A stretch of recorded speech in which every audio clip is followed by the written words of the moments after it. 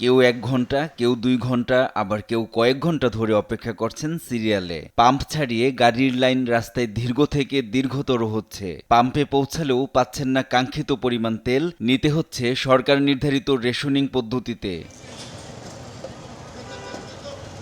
মধ্যপ্রাচ্যে যুদ্ধের প্রভাব পড়ছে দেশের জ্বালানি তেলের বাজারে। আগাম তেল সংকটের আশঙ্কায় প্রয়োজনের চেয়ে অতিরিক্ত তেল সংগ্রহের হিড়িক পড়ে গেছে গাড়ির মালিক আর চালকদের মাঝে, যার ফলে দেখা দিচ্ছে কৃত্রিম সংকট। আসলে আমাদেরই সৃষ্টি করা। আমরাই যদি এরকম অস্থির না হতাম তাহলে আমাদের এরকম লাইন ধরতে হতো না। এটা অ্যাকচুয়ালি আমরাই দেই। এই 3 ঘন্টা হয়ে গেছে লাইনে, ইফতার করছি, অফিস আদালত শেষ করে আসছি ভাই। কালকে অফিসে যাইতে হবে, যাইতে পারবো না, বাসেও যাইতে পারবো না। এখন শুনছি 300 টাকার তেল দেবে ভাই। এই 1 কিলোমিটার এই সিরিয়াল ধরে আসছি, ইফতারের পরে কিছু খাইনি ভাই। মানে যুদ্ধ হচ্ছে ইরানে, আর তেলের সংকট আমাদের বাংলাদেশে ভাই। কেউ কেউ দিনে 2-3 বার তেল নিতেছে, এরকম আছে দেখতেছি। আর যারা পাচ্ছে না তেল তারা ভিগো ওয়্যার গার্ড প্রয়োজন মতো বাঁকানো যায়, অধিক চাপেও ভাঙে না। ভিগো পাইতেছে না এখনো।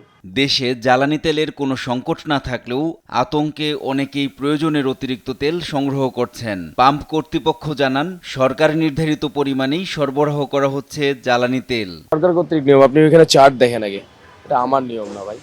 আর আমাদেরকে যা কমান্ড করবে আমরা তা করতে বাধ্য।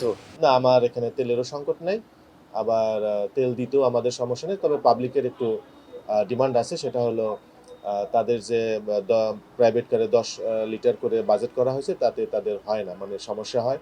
দূরে গেলে, ঢাকার বাইরে গেলে তাদের আরও তেল লাগে, সেক্ষেত্রে তাদের একটা চাহিদা রয়েছে। আমদানি ও সরবরাহ নিরবিচ্ছিন্ন রাখতে প্রয়োজনের চেয়ে বেশি জ্বালানি সংগ্রহে নিরুৎসাহিত করছে সরকার। বিশৃঙ্খলা এড়াতে প্রতি পাম্পে আইনশৃঙ্খলা বাহিনীর সদস্যদের মোতায়েনের নির্দেশ দেওয়া হলেও তাদের কম উপস্থিতি দেখা যায়। তবে ঢাকাসহ সারা দেশের বিভিন্ন স্থানে কৃত্রিম সংকট ও তেলের মজুদ রোধে ভ্রাম্যমাণ আদালত পরিচালনা করা হচ্ছে। এনআই নাহিদ, দেশ টিভি, ঢাকা।